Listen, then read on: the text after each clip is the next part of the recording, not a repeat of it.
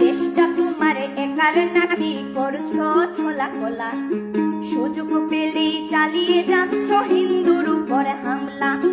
দেশটা তোমার একার নাকি করছো ছোলা কোলা, সুযোগ